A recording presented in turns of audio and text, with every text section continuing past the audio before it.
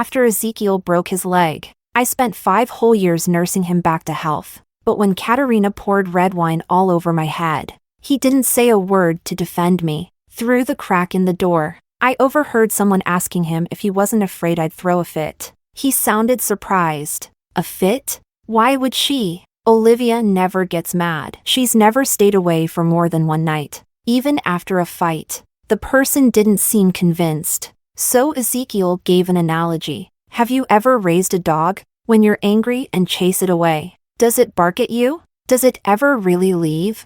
The person seemed to understand, then asked, now that Katarina's back, are you still going to marry Olivia? He didn't say anything. A week later, I broke up with Ezekiel and left the Song family. Later, I heard that the young master of the Song family broke his leg again, this time to beg for his fiancée to return. Chapter 1. 1 month after Ezekiel's leg healed, Katarina returned. At the welcome back party, she stared at the expressionless Ezekiel, drinking glass after glass of wine, her eyes reddening. It was as if she was punishing herself. Everyone knew that 5 years ago, when Ezekiel needed her the most after breaking his leg, she had gone abroad. Before long, she was drunk. Ezekiel, I really didn't have a choice back then. My father, he threatened me with his life to make me leave the country. Tears streamed down her face uncontrollably. These 5 years, I've been secretly checking on you. I wanted to see you, but I was afraid you'd hate me and wouldn't want to see me. I prayed every day, every single day, that you'd get better soon. I told the heavens I'd give up 10 years of my life if it meant you could stand again. Luckily, the heavens heard my prayers. Ezekiel, you're better now. I'm so happy. A few of the guys at the table couldn't help but try to comfort her. Ezekiel's better now. He surely doesn't care about what happened in the past. Katarina, don't blame yourself. Look, Ezekiel's here today, isn't he? Everyone knows how much he used to spoil you. You had your reasons. How could he really blame you? It's all in the past now. Don't dwell on it anymore. Right, Ezekiel? At this, they all looked toward Ezekiel. Ezekiel said nothing, just lowered his head and took a cold sip of wine. At that moment, my friend Helen suddenly let out a mocking laugh. Seriously? Song's leg healed because Olivia spent 5 years tirelessly caring for him. And now we're saying it's because Miss Sue prayed for it? Helen, don't be so harsh. We all know Olivia took care of Ezekiel for 5 years. But Katarina's feelings are genuine too. Genuine feelings? Helen rolled her eyes. So I can say Song's leg healed because I prayed too? I can prove it. Katarina suddenly held up her left wrist, revealing a faint scar. Oh my God. How could you do something like that? Someone gasped. Oh no!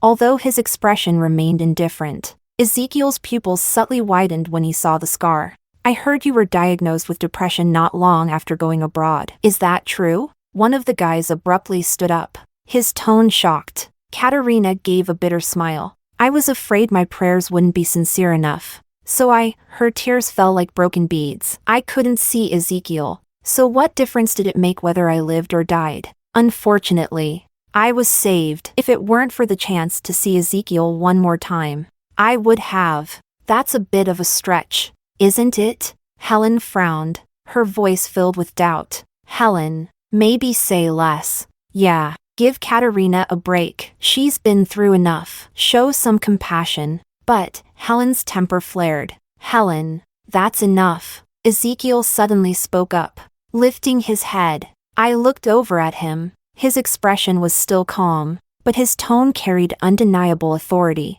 It was the first thing he'd said all night. For Katarina, to shut my friend up. Ezekiel, seeing you healthy today makes me so happy. Katarina wiped her tears, then picked up the decanter of red wine from the table and walked over to him. Her gaze was deep and tender as she looked at him. I know you'll never forgive me, but for the sake of what we once had, let me be selfish one last time. With that, she suddenly turned and poured the wine all over my head. The room erupted in gasps. Before anyone could react, she smashed the bottle on the ground, picked up a shard of glass, and moved to cut her own wrist. Katarina! Ezekiel jumped up and snatched the shard from her hand. The shard was sharp, instantly cutting his hand. and blood dripped from the wound, but he seemed not to notice. Katarina, are you crazy? Helen shouted angrily. I am crazy, Katarina screamed as she fought to take the shard back from the others. Ezekiel, I know she's the one who stayed with you for 5 years. I hate myself for not being by your side. I love you. I can't pretend to like her. I really hate her. Why wasn't I free to choose? Why wasn't I the one by your side? Crying, she suddenly threw herself into Ezekiel's arms, sobbing uncontrollably, and Ezekiel just stood there, saying nothing, but he didn't push her away either, nor did he notice that the shards of glass had cut my leg too. Chapter 2. Helen accompanied me upstairs to change clothes. She was fuming the whole way. These men must be blind. Every single one of them feeling sorry for Katarina. She didn't have a choice? Wasn't it because Ezekiel had his accident, and she was afraid he'd be paralyzed for life, that she fled the country as fast as she could? Now she's got the nerve to talk about love? I calmly toweled off my wet hair. Olivia, you're way too patient. I can understand putting up with Ezekiel. After all, the Song family did help you out. But why are you tolerating her? What are you? A turtle hiding in its shell, or something? I quietly replied. It doesn't matter anymore. Doesn't matter? Your fiancé's downstairs hugging his ex-girlfriend, and you say it doesn't matter? I shook my head. Maybe I expected it, so I'm not really surprised. What difference did 5 years of companionship make? It still couldn't compare to the passionate adoration of youth. The moment Ezekiel decided to attend Katarina's welcome back party, I knew this was inevitable. Helen's expression dimmed. They're walking all over you because they know you won't fight back. I smiled. It wasn't that they counted on me being passive. It was that they knew Ezekiel wouldn't stand up for me. To put it bluntly, like a dog in a fight, even if it barks, it still needs its owner to back it up, right? Helen had some family matters to attend to and left early. By the time I returned to the private room downstairs, Katarina had already left in the Song family's car. She's drunk, Brother Zhang. Make sure she gets inside safely before you leave. I overheard Ezekiel on the phone through the door. He sounded a bit tipsy himself. I stopped at the doorway. Master Song, Katarina really had too much to drink tonight. You should probably go back and console Olivia. She's bound to throw a fit. Someone inside suggested. A fit? Why would she? I heard Ezekiel's surprised reply. Olivia doesn't get mad, even if she leaves the house. It's never for more than a night. But what about tonight? As if worried the person wouldn't believe him, Ezekiel made a comparison. Have you ever had a dog? When you're angry and chase it away, does it bark at you? Does it ever really leave? The person seemed to understand. Now that Katarina's back, are you still going to marry Olivia? Someone else asked. There was a long silence. After about 30 seconds, the conversation shifted, accompanied by nervous laughter, and I quietly turned and left the club. Chapter 3. At 9 p.m., Ezekiel came home. Why'd you leave early? He was clearly drunk, swaying a little as he leaned against me. Why haven't you treated your hand? I glanced at his hand, where the blood had already scabbed over. I was waiting for you to do it. You left without taking care of me, he muttered as he wrapped an arm around me. Sit down, I'll treat it for you, I said softly, pushing his hand away. He nodded and stumbled to the sofa. I fetched the first aid kit and sat next to him. When Ezekiel broke his leg years ago, he'd often harm himself, because everyone else was driven away by his cruel words. It always fell to me to treat his wounds. No matter what he said to me, I never left. Even though I wasn't trained in nursing, I'd gotten quite good at it over time. It's not deep, and the wound's already healing. Just disinfect it. He rested his head on my shoulder. Your hair smells so nice. Did you shower? My hand froze as I applied the antiseptic. Yeah. What happened to your leg? His gaze fell on my ankle, an hour and a half after I'd been cut by the glass. My fiancé finally noticed. Well, the iodine was yellow, and with my pale skin under the bright chandelier, it was pretty obvious. I didn't answer, just packed up the first aid kit and prepared to stand. But before I could, he pulled me into his arms with one strong motion. Ezekiel! Don't move. He lifted my injured leg and inspected it closely. Then, Without warning, he lowered his head and kissed the cut. The tingling sensation sent a shiver through me, and I quickly pulled my leg back.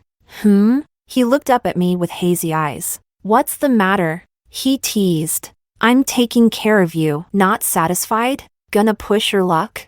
You wiped off all the iodine, I said, pulling out a couple of wet wipes. I discreetly wiped the spot he'd kissed. Good thing. It disinfected me too, he said with a smirk, leaning closer. He must have been in a great mood tonight, because he'd seen Katarina. Ollie. I looked up and met his dark eyes. You've been acting strange today. His lips, warm and alcohol-scented, pressed against mine. Let me disinfect you too, he whispered. Chapter 4. Ezekiel soon fell asleep. I gently got up and walked over to the wardrobe in the other room. When I first came to the Song family 5 years ago, I didn't bring much with me, and even now, it seemed I still didn't have much. In less than an hour, I had packed everything I owned. Just as I climbed back into bed, Ezekiel's arm draped over me. Where'd you go? I was thirsty. Just went to get some water. Oh, half asleep. He pulled me into his arms again, pressing my back against his chest. Soon, the sound of his steady breathing filled the room once more. I gently pushed him away. 4 years. Ezekiel had wondered why he always woke up in the middle of the night to find that I was no longer in his arms. I told him it was probably because I wasn't a calm sleeper. But that wasn't true. Every time, I would carefully slip out of his embrace. I've always been the kind of person who dislikes forming deep attachments. The only real bond one have left now is Ezekiel. But it didn't start out this way. We weren't always like this. We were benefactor and beneficiary. From middle school to high school, the Song family sponsored me for 5 whole years. Back then, I had been accepted into the province's top high school, but my parents had secretly thrown away my acceptance letter. I checked my results online, but they locked me in the house, refusing to let me leave. A girl? Studying? All the girls around here go to work and come back to get married. You think you're different? They said. It was the Song family who found out I hadn't gone to school and came looking for me. That day, Ezekiel came with his grandmother to see me. It was the first time I met him. A cold, noble young man. Even though he was only 2 years older than me, his mere presence was intimidating. They took me away from that suffocating home and told me that as long as the Song family was around, I would never have to drop out. At that time, I asked Ezekiel to pick someone to sponsor, and out of all the candidates, he chose you in an instant, Grandma Song said with a smile as we rode to the city. Don't worry, focus on your studies. The Song family will back you up. Your parents won't dare stop you. You know, you're Ezekiel's lucky star. Ever since we started sponsoring you, his health has improved a lot. I knew that the real reason they sponsored me was that Grandma Song wanted to accumulate good karma for Ezekiel, who had always been sickly. But still, they were the greatest salvation in my life. They changed the course of my destiny. After that, I worked as hard as I could, eventually getting into the same prestigious university as Ezekiel, and it was there that I met his girlfriend, Katarina. Chapter 5. It was just an ordinary workday when Katarina came to the store where I worked to try on shoes. So, you're the girl Ezekiel sponsored? She asked, crossing her legs as she sat on the low stool in front of me, raising her eyebrows. Since Ezekiel helped you out, I can't just sit back and do nothing. How about this? Try every pair of shoes in the store for me, and I'll buy a few. Boost your sales a bit. For the next 3 hours, I knelt down, helping her try on and take off pair after pair, going through every women's shoe in the store. This is the last pair we have in stock. Miss Sue, which ones would you like to buy? I asked, wiping the sweat from my forehead after putting away the final pair. The girl who had come with her suddenly let out a snicker. Katarina. She actually believed you. Can't she see who's sitting in front of her, wearing shoes worth thousands? How could you possibly buy these cheap ones that cost a few hundred? She sneered. I was stunned. Katarina elegantly slipped back into her high heels. Oh, let it go. She probably can't even pronounce the brand of my shoes, let alone recognize them. But didn't you say you were going to buy something? I frowned. Katarina widened her eyes in mock innocence. Of course, I was lying. Ezekiel had something come up and couldn't come shopping with me, So I was bored. Did you actually believe I'd wear such cheap brands? Do you really think someone like me would buy from here? How could the Song family sponsor such a fool? It's hilarious. She laughed as if she just watched the most amusing performance. Miss Sue. I nearly stumbled but still blocked her path as she tried to leave. So, you spent 3 hours trying on shoes just to mess with me? Why? Come on now. I just didn't like the shoes here. How can you say that? She snapped. Is there some rule that says you have to buy something after trying it on? Call your manager. I'm going to file a complaint. She suddenly began making a scene. In the end, the resolution was a deduction from my performance bonus. As the store manager escorted Katarina out with a smile, I knelt among the pile of shoe boxes, quietly organizing the shoes she'd tried on. When I wiped the sweat from my forehead and looked up, I saw Ezekiel. He was standing next to the obsequious store manager, handing Katarina a cup of bubble tea. Katarina smiled sweetly, linking her arm through his. I guess I'll forgive you for standing me up this time, since you brought me my favorite drink. As they walked away, the manager maintained a perfect 90-degree bow. For the next few years, aside from holidays when I visited the Song family to show my gratitude, I never contacted Ezekiel on my own. Occasionally, he would ask about my situation, checking if I needed money. I knew these inquiries came at the request of Grandma Song. Grandma Song liked me. She always said I had a tenacity that reminded her of her younger self. Later, I received an offer for a PhD from a prestigious foreign university. It was the dream I had worked toward for so long. But right around that time, Ezekiel had a terrible accident. During a speech, a stage scaffold collapsed, shattering both of his legs. Ezekiel's parents had passed away years ago, leaving only him and Grandma Song. The shock of the accident sent her to the hospital, and with their competitors circling, the Song family lost a significant amount of business, and their financial situation deteriorated to the point where they had to sell their company to pay off debts. Everyone said the Song family was finished. That night, I stared at the long-awaited offer on my computer. But in the end, I wrote a rejection letter. Then, I packed my suitcase and went to the Song family's home. The servants had all left. I was the only one going back and forth between the hospital and the Song residence, taking care of both Grandma Song and Ezekiel. Ezekiel was in a terrible state back then. He'd harm himself, sink into despair, and drive away every doctor and nurse who tried to help him. At first, his attitude toward me was just as awful, but no matter how many times he told me to leave, I stayed. If he wanted to be alone, I'd follow him from a distance. When he refused treatment, I'd bring the doctor to the house over and over again. When he mistreated the medical staff, I'd apologize on his behalf. Then, one day, he tried to stand again and failed. In his frustration, he grabbed a knife, intending to stab his legs. As I struggled with him for control of the knife, my arm was deeply cut. Seeing the blood pouring from my arm, Ezekiel froze for the first time, panicking as he tried to rush me to the hospital. I shook off his hand. Life doesn't only have one path. Ezekiel, even if I lost the use of my arm today, I wouldn't lose hope the way you have. He stared at me, then suddenly broke down in tears. I knew he had been holding it all in for too long. After that, it was as if something had clicked. He began cooperating with his treatment, and his attitude toward me softened. Under the same roof, we gradually grew closer. A year ago, Grandma Song's illness required treatment abroad, and she insisted that I stay behind to care for Ezekiel. She even arranged for us to be engaged. She said, "Ollie, I've seen people offer help when times are good, but in my life, there's only been one person who stepped in during our darkest hours, and that's you. Ezekiel is lucky to have you by his side." But I knew the truth. I was nothing more than a life raft that happened to appear when Ezekiel was drowning. The person Ezekiel loved, the one he regretted, resented, and missed, the person who had a hold on all his emotions, was never me. Chapter 6. The next morning, Ezekiel had already gone to work when I woke up.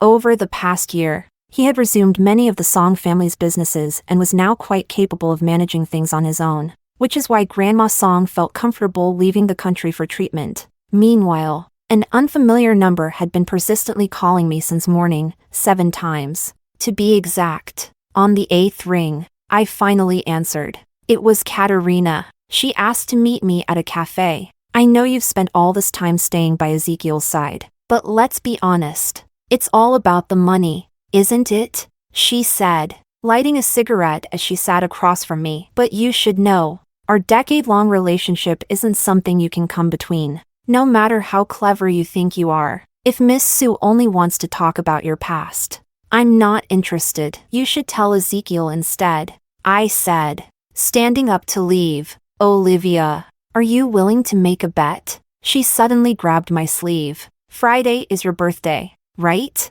If I can get Ezekiel to leave with me that night, you lose. She stood up, exhaling a cloud of smoke. I'm not delusional. If you win, I'll admit that he has feelings for you and leave for good. What do you think? She tilted her head up, challenging me. Do you dare? I gently brushed her hand off my sleeve. Miss Sue, I have no need to bet. Last year, before Ezekiel's leg healed, we were already engaged. I'm his fiancé, not you. Oh, everyone knows the Song family only arranged that to thank you for taking care of him. If he didn't still have feelings for me, why did he come to my welcome back party? Why didn't he stand up for you when I poured wine on your head? She suddenly shouted. You're nothing more than Ezekiel's free nurse. Do you really think he's going to fall for you now that his legs are better? Do you honestly believe he loves you? Don't be stupid. You and I are not from the same world. If you don't step down now, don't blame me when you end up with nothing. I stopped in my tracks. She quickly approached, her face filled with triumph, thinking she had found my weak spot. If you lose, I'll give you a sum of money as compensation, okay? I know you're not dumb. Since it's about the money, why cling to a man who doesn't love you? I turned and interrupted her. So, if I lose, how much will you pay? Chapter 7. Friday evening was my birthday. When Ezekiel came home, I had already prepared dinner and was sitting at the table, watching a TV show while waiting for him. This is quite a feast. All my favorites, he remarked as he approached. I stood up to help him with his tie, and he pulled me into his arms. Sometimes I feel like we're an old married couple, he suddenly mused. Old married couple, did that mean family, friends, or just acquaintances? Old married couples aren't this polite, I replied with a smile. On the screen, the TV show was at a scene where the protagonist was imprisoned, awaiting execution. Brother, eat something nice before your journey, the jailer said as he opened the food box. What are you watching? Just a show, I said, turning it off. Do you know why tonight's dinner is so special?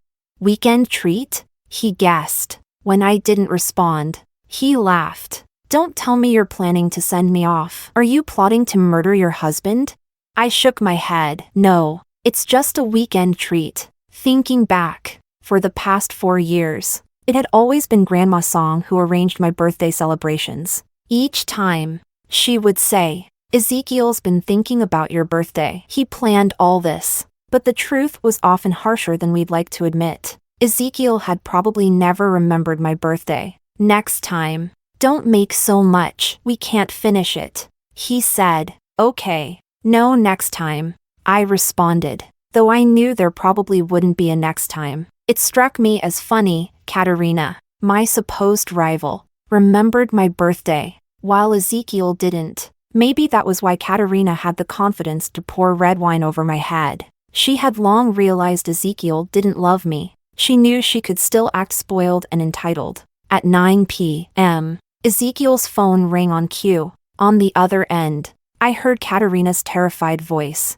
sobbing, Ezekiel, Ezekiel, come quick. I'm stuck on North Road. There are several men here surrounding me.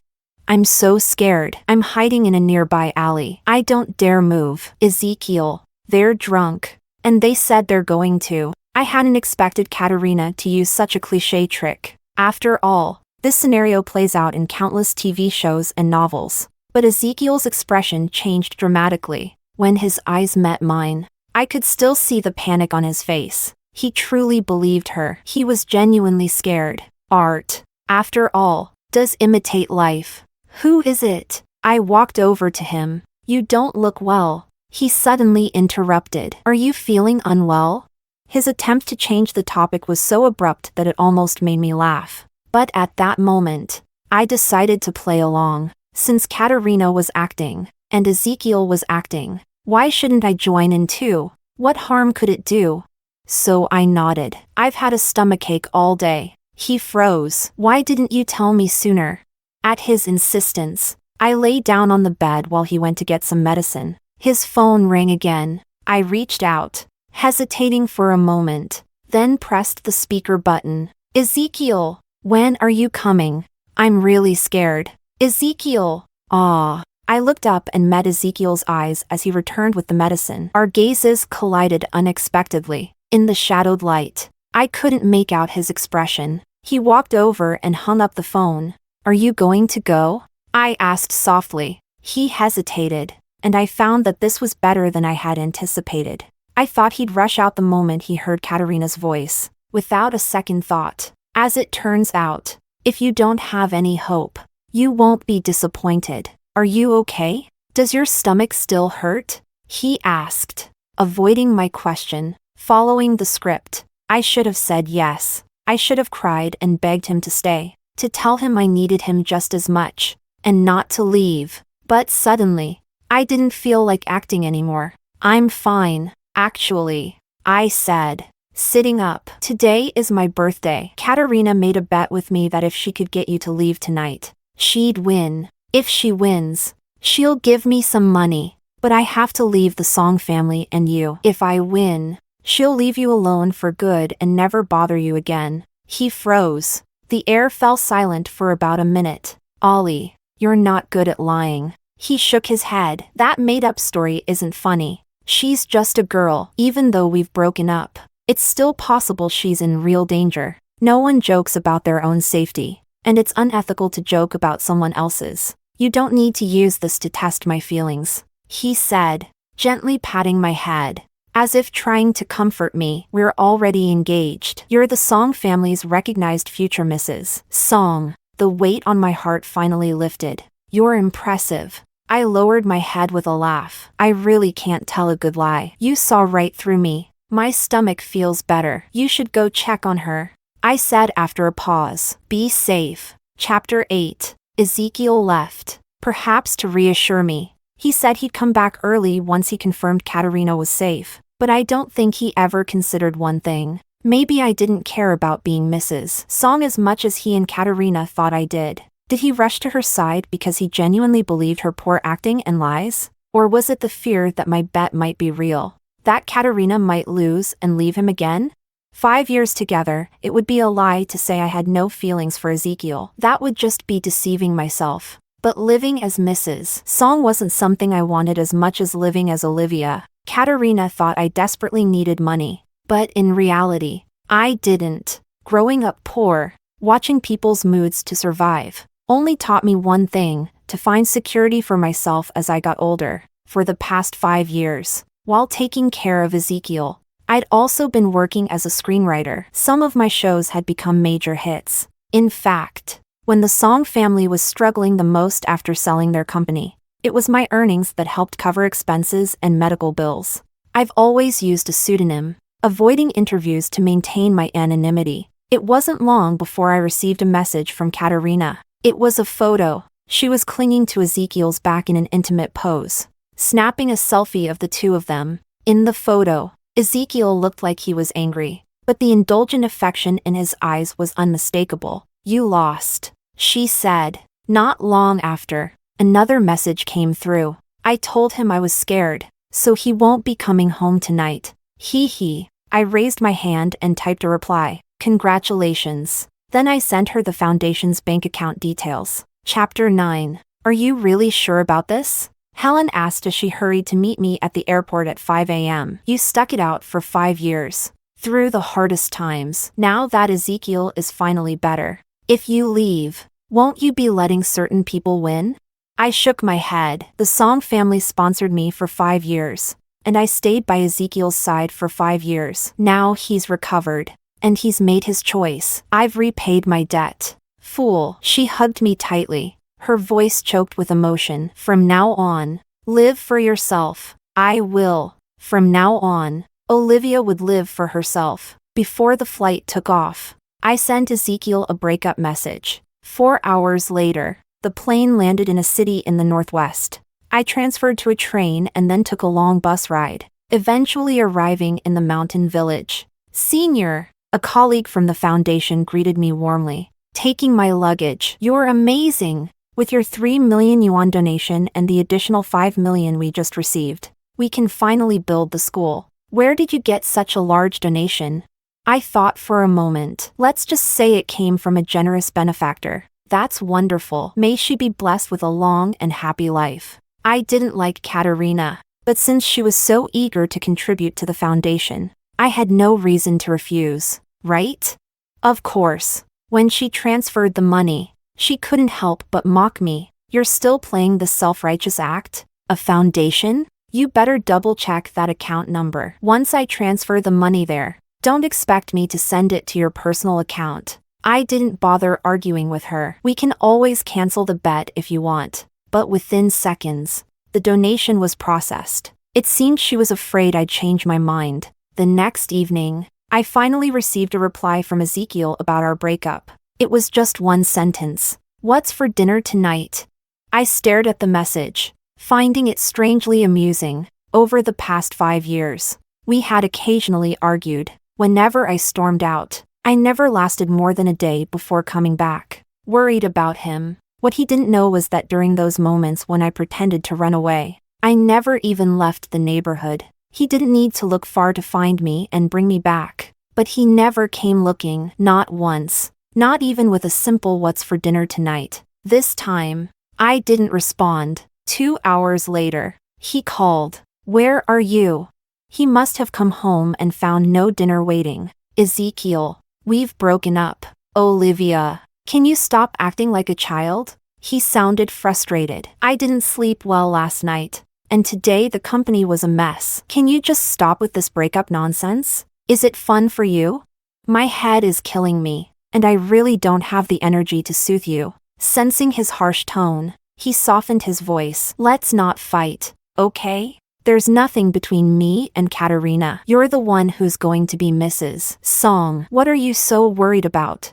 Ezekiel, do you know something? I said quietly. I never wanted to be Mrs. Song. I've always known I wasn't the best fit for that role. And I understand that you can't let go of the past. That's why, from the very beginning, I told myself to keep my expectations low. I stayed with the Song family out of gratitude, not because I wanted anything in return. You never remembered my birthday. You sought out other women. You didn't believe what I said. I might feel a little regret, but I'm not heartbroken. I stayed with the Song family willingly. I didn't stay to demand anything in return. Nor do I expect to remain Mrs. Song just because of the last 5 years. I've thought this through carefully before leaving. What are you even saying? What do you mean by demanding something in return?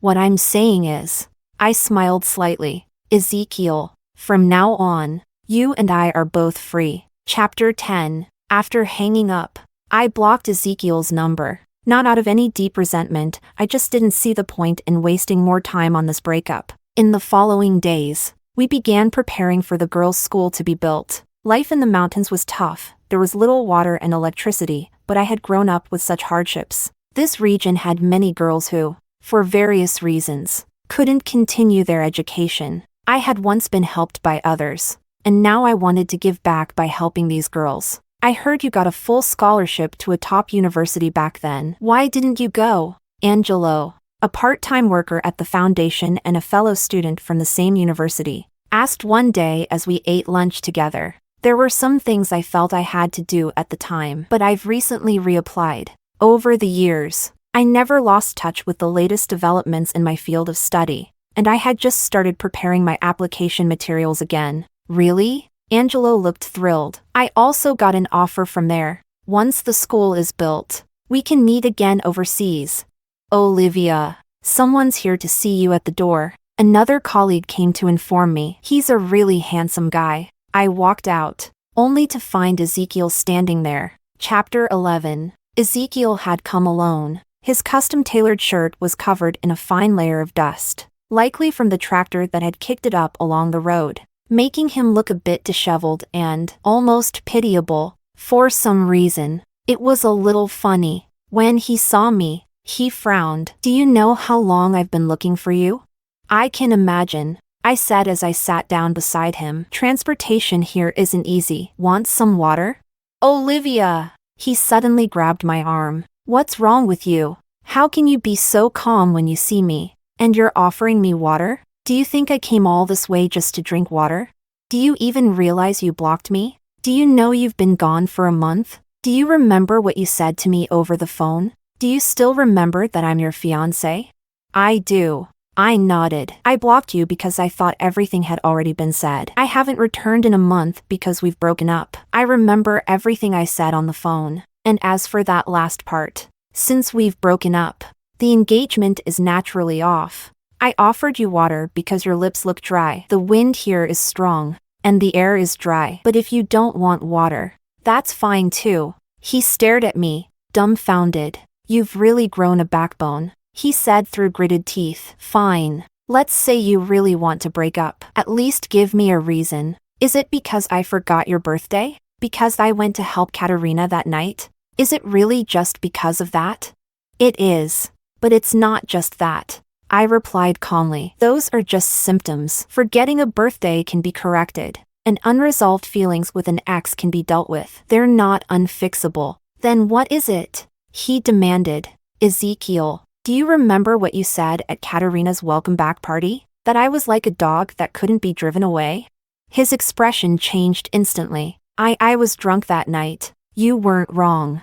Though, after thinking it over, I realized I didn't really expect forever with you," I said softly. He stood there, frozen. I've always felt that these past 5 years, for me, were more about repaying a debt. We got engaged, but I never really felt loved. I've wondered, what is love? What is it to truly love someone? I'm not sure, but I do know that it shouldn't feel like this. From the very beginning, our relationship was unequal because of the debt I felt I owed. I couldn't expect you to spoil me, indulge me, or even comfort me when I was upset. But deep down, I longed for a relationship like that. If that's what you wanted, why didn't you just tell me? How was I supposed to know if you never said anything? He looked genuinely confused. I lowered my head and smiled bitterly. That would have been too much to ask for. Besides, I'm not the type to beg for love. I kept waiting, thinking that maybe, just once, you'd be the one to lower your pride, to come and comfort me. But you never did, so I let it go. Maybe I just didn't love you as much as I thought I did. What are you saying? He looked at me, stunned. You don't love me? I was silent for a moment, then nodded. That's right. I think I was just repaying a debt. Just repaying a debt? Chapter 12. Ezekiel's face turned deathly pale. Repaying a debt. He suddenly slammed his hand on the table, hard. Every night, we were practically inseparable, and you call that repaying a debt? Does that mean, whoever helps you, you'll repay them like that? Is that it, Olivia? You'll cook, clean, and sleep with anyone to repay your debt? Is that it? Who the hell are you trying to fool? You're being a bit disrespectful, I replied softly. It was as though his anger had hit a wall of cotton. My calm response only fueled his rage. Fine, repaying a debt. Repaying a debt? He laughed angrily. Well, you've repaid it. So from now on, don't even think about stepping foot into the Song household again. With that, he stormed out, slamming the door behind him. It wasn't exactly a pleasant conversation. At least, Ezekiel wasn't pleased. But in one thing, he was right. I sighed. How could it only be about repaying a debt? How could I not have feelings for someone who had once dazzled me and saved me in my darkest hour? I did love him. I had. But now, it was just that, something I had once felt. Clinging to a love that no longer exists. What's the point? Not long after, Helen told me that Ezekiel, after leaving my place, started publicly appearing with Katarina again. Katarina proudly posted photos on social media, and even some of Ezekiel's friends liked the posts. I thought it was good that everyone was moving on. I told Helen I no longer cared about their updates. 2 months passed in a blur. Senior. I brought some special meat pies from town. They're still warm. Angelo came running excitedly after returning from the town. Angelo. Did you only bring pies for Olivia? What about the rest of us? Another female colleague teased him. The young man blushed instantly. I'll bring some for everyone next time. We don't want to be third wheels. The others laughed and ran off. Giggling. Angelo scratched his head and sat next to me. Senior. Angelo. You know I just got out of a breakup, right? I said softly, holding the warm pie. I know you need time to heal, but I just want to be good to you. You don't have to feel pressured to respond. He looked at me with puppy eyes, almost pitifully. Surely you won't turn down your little puppy, will you? Please don't reject me. I sighed. He was so persistent. Looking up, I saw his mischievous grin, and I couldn't help but smile. Okay, but no backing out now that you've agreed, he said with a laugh, unlocking his phone, then suddenly freezing. Senior. He hesitated, holding out his phone to me. Is this man your ex? Chapter 13. On the live broadcast, Ezekiel was hosting Song Corporation's product launch event. A reporter stood up and asked, Mr. Song, it's rumored that you've recently changed your fiancé. Is there a marriage alliance in the works between the Song and Sue families? If so, what are the plans for both companies post-alliance? Ezekiel's face instantly darkened. Who said I've changed my fiancé? Miss Sue and I have known each other since childhood. She recently returned to the country, and our families have been business partners for years. I'm simply helping her get acquainted with the domestic market. Nothing more. But rumors suggest that you and your former fiancé have broken up. It's also said that she's left the city, the reporter pressed. Ezekiel's expression became even more grim. My fiancé and I simply had a disagreement. She's out taking a break. He looked directly into the camera. We've been together for 5 years and are very much in love. I ask that you not spread baseless rumors. She'll be back soon. I turned off the phone and handed it back to Angelo. You too. He began, unsure of how to continue. We've already broken up. It's probably just a PR statement. I replied calmly. That evening, Helen called me. Ollie, don't you think Ezekiel's been acting strange lately?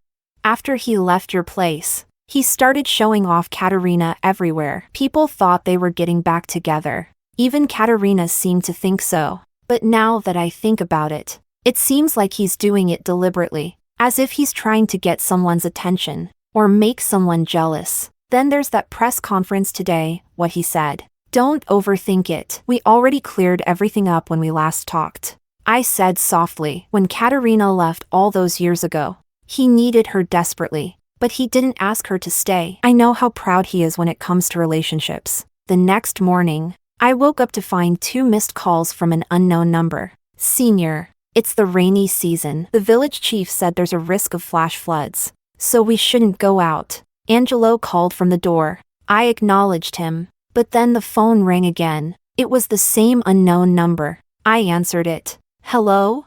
Silence. Hello? I repeated. It's me. I froze. Don't hang up, he quickly urged, as if expecting my next move. I heard about the heavy rain over there and got worried. Are you okay? I'm fine. The village is on higher ground. Is there anything else? If not, Ollie. His voice was uncharacteristically anxious. Can you come back, please? Chapter 14. There was a moment of quiet. Ezekiel, are you drunk? I frowned. He didn't respond for a moment. I've got things to do. Let's end this call. That day. I was wrong, he blurted out. I lost control of my emotions. I couldn't accept it. The thought that you only felt obligated to me. It doesn't matter anymore. It does. Why doesn't it matter? I've thought about it. I didn't treat you well before. I didn't make you feel secure or loved. But even if you only feel gratitude, that's fine. We can start over. This time, I'll spoil you. I'll be the boyfriend you deserve. Whatever kind of partner you want. I'll learn to be that person. When I saw Katarina again, it was just a mix of unresolved feelings and the need to feel needed. But it wasn't love. I haven't loved her in a long time. I know my actions were childish and ridiculous. But, Ollie, his voice softened. You've been gone for 3 months. Can't you stop being angry now? I miss you. Since you left, I haven't been able to sleep well. I've been stubborn, but the truth is, I really miss you. If you want to keep working on that charity project, that's fine. If you want to keep writing scripts, that's fine too. Let's get married first, and then you can do whatever you want, okay? Ezekiel, I interrupted him gently. The Song family has already given me so much. I never blamed you for anything over the past 5 years. Let me walk my own path from here on, okay? Chapter 15. For the next week, Ezekiel didn't try calling me again, using different numbers or otherwise. Just as I thought I might never see him again, I received a call from Grandma Song. Ollie, dear, I can't seem to reach Ezekiel. Is he with you? I had no choice but to call Helen. He told the board he was taking a month off, but no one's been able to reach him. Maybe he's hiding from Katarina. Katarina? Oh, right. You don't know. The rumor about the Song and Sue families joining through marriage? That was something Katarina leaked. After the press conference, Ezekiel was furious, and the two of them had a huge fight. During the argument, Katarina accidentally let it slip that she had staged everything on your birthday night, hiring men to scare her so Ezekiel would leave you. Anyway, it's been a complete mess since then. Ezekiel refuses to see her, and Katarina's been crying and making a scene every day. The whole circle knows about it. I told Helen to let me know if she heard anything about Ezekiel's whereabouts. After all, I still owed a debt of gratitude to Grandma Song, and it was the right thing to do. But I wasn't expecting to see Ezekiel standing outside my dorm the next day. Soaked to the skin, he was covered in mud, his face and body filthy. His phone was gone, and he looked more disheveled than I'd ever seen him. Ollie, his eyes reddened as soon as he saw me. The rain was pouring, so I had no choice but to let him inside. You can shower in the room over there. I'll borrow some clothes for you. He looked up and suddenly grabbed my sleeve, handing me something. It was a delicate, teardrop-shaped brooch, a birthday present. I put the brooch back into his hand. Thank you, but my birthday isn't today. You said you didn't hold a grudge. He suddenly pulled me into a tight embrace. You're still mad. I promise I'll never forget again. I swear. He held me so tightly that I couldn't break free, so I let him hold on. I've missed you so much, he said, his voice hoarse, as if he was on the verge of tears. Grandma is worried about you. Once the rain lets up, you should go back, I said, trying to remain calm. Maybe my tone was too indifferent because he loosened his grip. His eyes red as he let me go. There are a lot of mudslides in this area. If you send me out now, I might die. Can you let me stay for a while, please? Chapter 16. In the days that followed, Ezekiel seemed like a completely different person. The once untouchable young master, who never lifted a finger for chores, now busied himself cooking, washing clothes, and tending to the house in the countryside. I could see the guilt and desire for redemption in every action he took. On the day the rain finally stopped, Ezekiel either caught a cold or was simply exhausted because he developed a fever. I didn't have any fever medicine, so I went to Angelo for help. When Angelo and I entered the house together, Ezekiel's expectant expression froze, replaced by a look of shock. Who are you? He asked, his voice filled with hostility and suspicion. Angelo didn't pay him any attention. Senior, tomorrow I'll go get you that limited edition beef pie, Angelo said, resting his chin in his hands, his eyes twinkling as he looked at me. If you can't get it, that's fine. I laughed. How can it be fine? It's limited edition. Once it's gone, it's gone. If you don't cherish it, don't blame someone else for snatching it away. He glanced at Ezekiel as he said this. Ezekiel's face turned ghostly pale, and the veins on his clenched fists bulged. Senior, the village head just brought us a big white goose. How would you like it cooked? I'll make it for you. You can cook goose? Of course. A good man should be able to handle the kitchen and the living room. How about stewed? No problem. Ah. He leaned in closer. There's a little leaf stuck in your hair. Where? Here. Let me get it for you. Just then, Ezekiel suddenly started coughing violently, his face going from pale to bright red. At that moment, another colleague from the foundation knocked on the door. "Ollie, there's an issue with the accounting that we can't figure out. Can you come help?" Angelo smiled. "Senior, go ahead. I'll pour Song here a cup of water." But barely half an hour later, someone rushed to find me. "Ollie, something's wrong. Angelo and that young master Song are fighting." Chapter 17. When I hurried back to my place, I found Angelo sitting pitifully on the floor. Ezekiel's face was bruised and swollen, showing he hadn't gotten off easy either. As soon as Angelo saw me, his eyes welled up with tears. "Senior, my leg hurts," Angelo whimpered. "Do you think it's broken?" "It's fine. I'll take you to the town hospital to get it checked," I said as I helped him up. "You believe him?" Ezekiel asked, his voice filled with disbelief. "Ollie, he's the one who provoked me first." "Ezekiel," I shouted, "this is not a place for you to throw your tantrums like some spoiled young master, and it's certainly not a place where you can bully others." He stared at me, stunned. "You don't believe me?" I ignored him, helping Angelo walk past him. "You like him?" Ezekiel yelled, pulling me back with all his strength. "What does he have that I don't?" "Ollie, I told you I'll change. I will change." "I've already called Grandma Song. Now that the rain has stopped, someone from the Song family will come to pick you up." His voice turned desperate. "Ollie," but I didn't respond, and I didn't care about his injuries either. I just walked away with Angelo, not looking back. After walking about a kilometer, I stopped. Angelo was still groaning. "Ouch, ouch. Okay, you've got decent acting skills, but are you really getting into it?" I said, exasperated. He scratched his head and grinned sheepishly.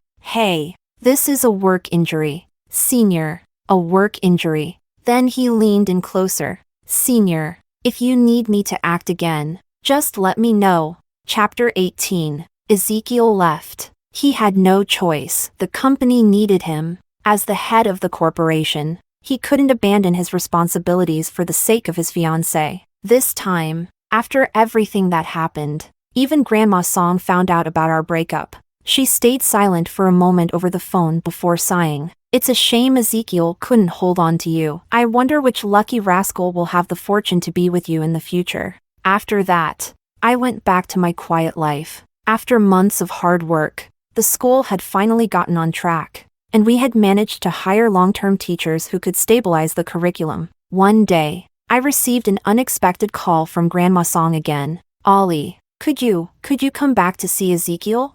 Ezekiel had broken his leg again. "I know it's not right to ask this after you two have broken up, but Ezekiel hasn't eaten or drunk anything for days. He says he just wants to see you. You were the one who helped him recover last time. Please, Ollie, could you help me again? Just to see him one more time? I'm begging you." There was no way I could refuse Grandma Song. I had no choice but to fly back. When I entered the room, Ezekiel was lying in bed. "You finally decided to come back?" His eyes were red, and his voice was hoarse. I paused. "Why are you doing this? You worked so hard to get better. I thought about it for months, and this was the only way I could think of," he said with a bitter smile. "But you saw right through it instantly." He sat up and grabbed my hand. "Ollie, you came back, which means you still care about me, doesn't it?" I know this was a pathetic stunt, but I couldn't think of any other way to get you back. This time, just pity me, give me one more chance, please? I promise, this time, I'll make sure you feel loved. I shook my head. "Ezekiel, I'm going abroad to pursue my PhD. He froze. "The dream I didn't fulfill 5 years ago, I want to finish it. The only reason I could even study was because of you and Grandma Song. This time, I hope to have your support, okay?" "That's fine," he said hurriedly. "I'll wait for you. No matter how many years it takes. You can do whatever you want. Just don't ignore me. Don't leave me. Anything else is fine. I swear, the future is filled with too many uncertainties." I shook my head. "Ezekiel, don't wait for me. The doctor said your injury isn't serious this time. So please don't do anything foolish again. Don't make Grandma worry anymore, because next time, I won't be coming." I stood up. I'm leaving tomorrow. Take care. Ollie, he called out as I turned to leave. That night, 3 years ago, when we were together, were you really only thinking about repaying a debt? That night, I still remembered that evening on the rooftop, waiting with Ezekiel for shooting stars. But there were no shooting stars. As I was drifting off to sleep, my head accidentally bumped against his shoulder. I was about to apologize when he suddenly lifted my chin and kissed me. At that very moment, a shooting star streaked across the night sky, but the brightest star in my eyes had always been his. I lowered my gaze and smiled softly. That night, I was just as overwhelmed by love. I thought, as long as you were willing, I'd spend the rest of my life as Mrs. Song. When I looked up again, his face was already wet with tears. Chapter 19. The next day, I left the city. When I arrived at school, I focused on adjusting to the new environment, making new friends, and exploring the wider world. Ezekiel and I never spoke again. However, every year on my birthday, I would receive anonymous gifts. Sometimes it was a necklace, sometimes a brooch. On this particular day, the day of my thesis defense, a bouquet of flowers arrived. Ollie must have a secret admirer. My classmates teased with laughter. Have you guys noticed? Every time Ollie has a public event, whether it's a competition or a defense, there's always this handsome guy watching from afar. Always wearing sunglasses. He just watches for a bit and then leaves. Now that you mention it, that's true. I smiled and focused on preparing for my defense. The presentation went smoothly, and the man sitting far in the distance got up and left just as I stepped down from the podium. I turned and walked toward the other side of the hall. On the other side, Angelo and a few other classmates were waiting for me. Senior, we found a famous restaurant. How about we go there tonight to celebrate? I smiled. Sounds great.